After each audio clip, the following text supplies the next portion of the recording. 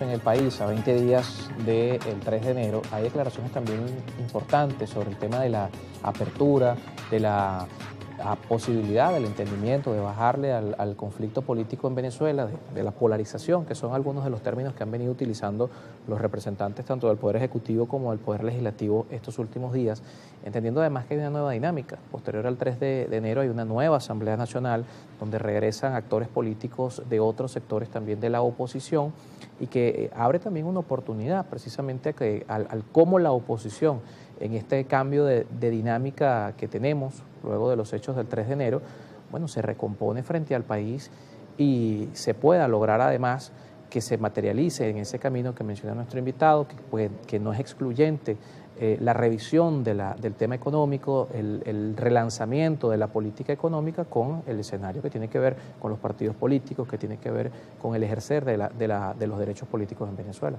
Bueno, Carlos, lo primero que hay que hacer conciencia es que estamos en una nueva etapa. Y eso para algunos actores políticos pareciera que ha tardado hacer conciencia de que estamos en una nueva etapa. Y esta nueva etapa, por lo menos, te elimina o te coloca nuevas variables. ¿Cuál es la primera variable? Se acabó el esquema de lucha suma cero, de lucha existencial. Pareciera que ya el juego político no se basa en que uno aplaste al otro o que uno busque desaparecer al otro. O sea, ya la sentencia final de que te voy a ganar y te voy a desaparecer, creo que no tiene cabida en este momento. Creo que tiene que venir ahora a entrar una variable importante que es la política, es comprender que sí hay enormes diferencias entre los actores políticos, graves diferencias y una historia terrible, pero también comprender que en medio de esas diferencias pueden pasar cosas como, por ejemplo, la liberación de todos los presos políticos. Y eso ya te indica que no estamos en una escena suma cero, porque si tuviésemos una escena suma cero existencial, pues las liberaciones o las excarcelaciones no se estuviesen provocando. Es decir, pareciera que estamos trabajando hacia un camino donde tenemos que, sí, ser adversarios, confrontarnos en la idea, tratar de hacer debates incluso a veces muy duros, muy complicados, pero no en la idea de desaparecernos el uno al otro, y eso creo que es importante como un cambio importante. El segundo, por supuesto, la idea de que tiene que venir una agenda democrática para el país. Eso es fundamental, y una agenda de reconstrucción institucional. Yo le escuché a Delcy Rodríguez decir, bueno, es que aquí hay muchas instituciones. Sí, es verdad, pero hay muchas instituciones. A veces creo que hay más de las que uno quiere. Pero también hay que revisar cómo están funcionando esas instituciones. No es que existen las instituciones, sino es cómo están funcionando y cuáles son sus niveles de profundización. Ahí tú lo decías, se habla aquí de un proceso electoral, pero para ir a un proceso electoral no se trata de cambiar el sistema electoral, que para mí el sistema electoral está bien. El problema es quién dirige el sistema electoral. Tiene que tener y tiene que generar confianza a los ciudadanos. Y eso es parte del camino que se tiene que avanzar. ¿Cuál es otro elemento que está aquí? Sin duda alguna, los Estados Unidos. Los Estados Unidos ahora es una especie de contralor de la dinámica que pasa en Venezuela. Y eso es una verdad. Y hay que administrar esa verdad. Hay que trabajar con esa verdad, hay que trabajar con esa realidad. Y creo que eso dio paso a otra cosa. Que Venezuela entró, o pareciera que Venezuela está entrando otra vez, al mundo occidental. Y eso, para mí al menos, es un buen paso. Pasar al mundo occidental, nosotros habíamos prácticamente le habíamos dado la espalda a todos nuestros mercados naturales, le habíamos dado la espalda prácticamente a toda América Latina, y yo creo que es un buen momento para reencontrarse con nuestra región, con nuestros hermanos latinoamericanos, y es un buen momento para reencontrarse con Occidente, con la Unión Europea, con los Estados Unidos, con las potencias occidentales del mundo, porque ahí es donde nosotros pertenecemos. Claro, son nuestros mercados tradicionales. Entre esos grandes debates que hay que dar, hay dos temas allí que menciona Ángel Medina. Uno de ellos tiene que ver con cómo esa institucionalidad se materializa sin que, porque además se ha generado en medio de esta situación la idea de la transición y de lo que esto significa. Algunos incluso han planteado la idea de llamar a unas elecciones generales, que eso no es precisamente el mantenimiento de la institucionalidad, porque en Venezuela se han dado los procesos electorales, vivimos de 2024 a 2025, la renovación de todos los niveles de gobierno, vimos elecciones de gobernadores, de alcaldes, de la Asamblea Nacional, del presidente de la República, y en este nuevo escenario hay voces que plantean que estamos en una transición en principio y que van más allá diciendo tenemos que ir a unas elecciones generales. Mire, yo creo que al final cualquier proceso de cambio general termina en una elección, pero él termina en una elección. Tiene que haber previo un proceso. Y creo que estamos en este momento montados en un proceso que ha cambiado, que estamos reajustando variables, como te estoy diciendo, que ese reajuste tiene que implicar cambios reales en las instituciones del país. Lo estamos viendo ayer con todas estas leyes que se están avanzando en la Asamblea Nacional. Quizás no es lo que uno espera finalmente de cómo sea el cambio. Por ejemplo, la ley de hidrocarburos, uno espera más, o por ejemplo espera que el control no esté totalmente en el Poder Ejecutivo, sino que se siga compartiendo como hasta ahora ha sido con la Asamblea Nacional, con el Poder Legislativo. Pero bueno, se están provocando cambios y esos procesos llevan una cosa a la otra. Por ejemplo, es inevitable que empecemos a hablar del sistema electoral en Venezuela, pero también es inevitable que empecemos a hablar del sistema de justicia. Tenemos que hablar del sistema de justicia, tenemos que hablar del sistema electoral, tenemos que hablar del sistema de garantía del ejercicio de los derechos, tenemos que hablar de la libertad de expresión. Y todo eso es un proceso que se va a venir dando y creo que se va a tener que venir dando por el bien del país. ¿Y eso termina en dónde? Debería terminar un proceso donde finalmente los venezolanos se expresen, pero se expresen con confianza, con garantías, con un ecosistema que permita que tú te puedas expresar de manera libre, un ecosistema que permita la libre competencia y que abra la puerta a la alternabilidad. Eso creo que es lo más importante. Obviamente hay que buscar un proceso electoral, ahora hay que buscarlo y para buscarlo hay que construirlo. Y hay gente que dice que está en transición, nosotros, o al menos yo creo que todavía no hemos entrado allí. En todo caso, las transiciones siempre son un proceso que se va dando un día a la vez. Y las transiciones rara vez, como las piensas al comienzo, terminan siendo al final. Rara vez. Y además hay un dato muy importante. En la mayor parte de las transiciones no terminan casi siempre todas en plena democracia. Entonces hay que ser muy cuidadoso en lo que se está haciendo ahora, muy cuidadoso en la oportunidad, aprovechar eso que tú dices, la oportunidad que tenemos, aprovecharla al máximo para que esto termine en una Venezuela profundamente democrática. Claro, y hay responsabilidad con las expectativas que se le vende al ciudadano respecto a los cambios que se están dando en el país. Entre esos grandes cambios, otro tema que mencionabas es la incorporación de Estados Unidos como un actor fundamental dentro de la dinámica política. Y decimos fundamental porque hoy Estados Unidos tiene una voz importante sobre lo que ocurre en la dinámica energética del país y en otros asuntos también. El presidente Donald Trump ha dicho que está trabajando de manera fantástica con la presidenta encargada, Delcy Rodríguez, y esto, por supuesto, también abre precisamente la puerta al debate sobre cuál es realmente la intención de los Estados Unidos en todo esto, porque en la serie de alocuciones, de discursos que hemos visto, el tema electoral siempre ha estado al final de la agenda, el top de esa agenda norteamericana. Comienza por la idea de recuperar sus derechos sobre el petróleo, que según Trump se le robaron con la nacionalización, y está fundamentada en un tema mucho más focalizado en la inversión y no tan focalizado en el tema de la dinámica política nacional. Sí, Estados Unidos claramente tiene sus intereses y te lo pongo así, muy claramente. Yo prefiero estar en este proceso como venezolano, prefiero estar en este momento donde hay una oportunidad y hay que trabajarla por los intereses de los venezolanos, que estar en donde estábamos en diciembre. Prácticamente con el espacio aéreo cerrado, con todo un contingente militar al frente de nuestras costas, una permanente tensión y angustia de los venezolanos, una incertidumbre real sobre el estado de la economía y sobre el estado del futuro próximo. O sea, yo prefiero estar como estoy hoy. ¿Por qué? Porque hoy se abre oportunidad. Y si se abre oportunidad, hay que aprovecharlo.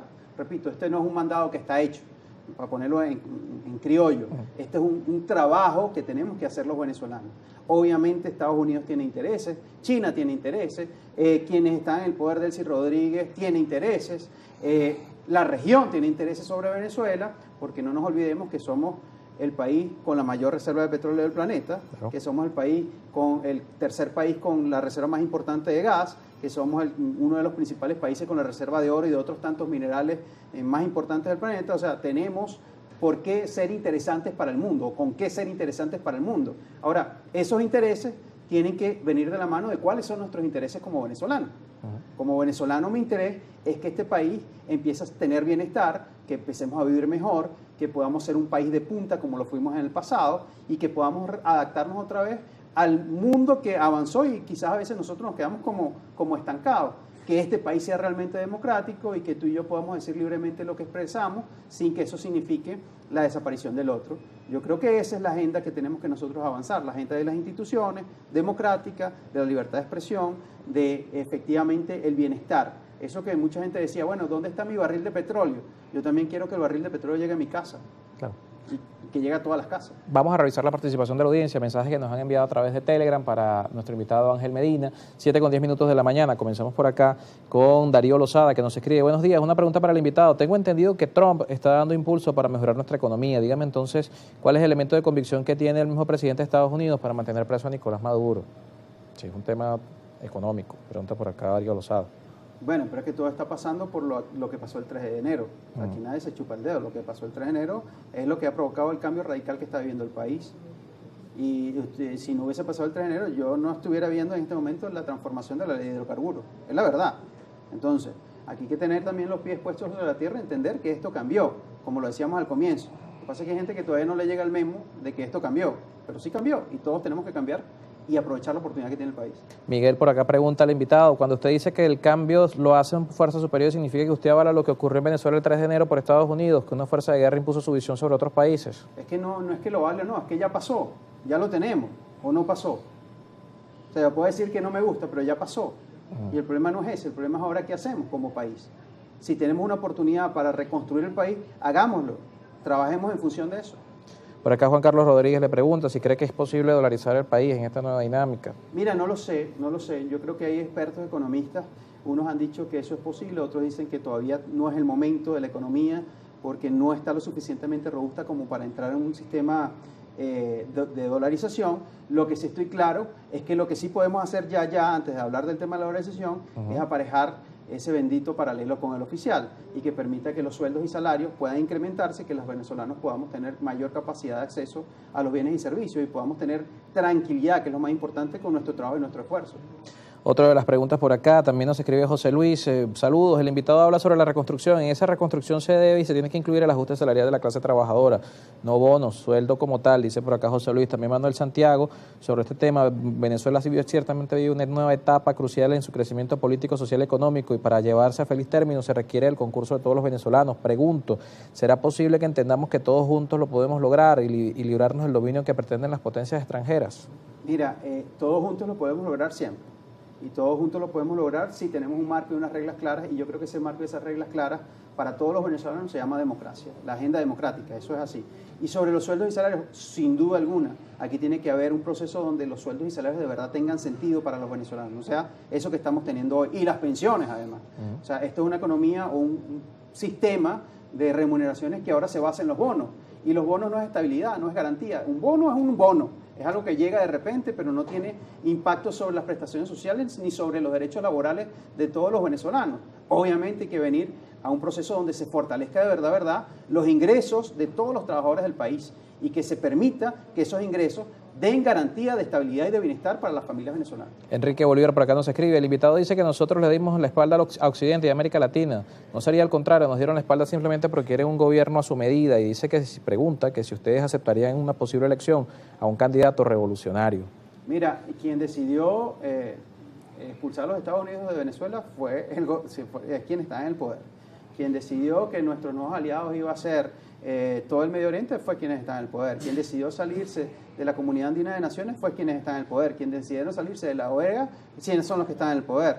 Quienes decidieron denunciar una serie de tratados internacionales que nos unían de manera histórica con Occidente, son quienes están en el poder. Así que no creo que no hayan dado la espalda. Es que hay un proceso de tratar de sacar a Venezuela Venezuela no se puede mover, está a un punto estratégico, pertenecemos culturalmente, históricamente a Occidente. Yo creo que esa vuelta es importante y es necesaria. Por acá también nos escribe otro de los televidentes, José Peña: buenos días, Carlos, estoy de acuerdo con que todavía no están dadas las condiciones para realizar unas elecciones. Y también Juan nos dice: buenos días, ayer observé en la televisión la sesión de la Asamblea Nacional completa y noto que la oposición mantiene su actitud de no es para nada, que para nada es de integración ni deseo de cambio, no están de acuerdo con nada, dice por acá Juan.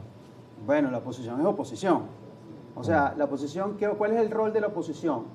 Decir, bueno, esto puede estar bien, pero le faltan cosas. Y, por ejemplo, lo de ayer con la ley de hidrocarburos y con las otras leyes, yo le preguntaría a un entrenador: ¿tú llevarías a tu equipo de fútbol, por ejemplo, a jugar sin haber entrenado? ¿Tú escalarías una montaña de 2.000 metros de altura sin haber hecho entrenamiento? ¿O tú irías a un examen sin haber estudiado? Lo mismo pasa con la Asamblea Nacional. Tú necesitas tener las leyes al tiempo para poder hacer el estudio y poder hacer y prepararte para un debate que debe ser necesario para el país. Y debe ser, además, este debate, como el de la ley de hidrocarburos, no es poca cosa, es una de las leyes más importantes de la economía y del sistema político venezolano.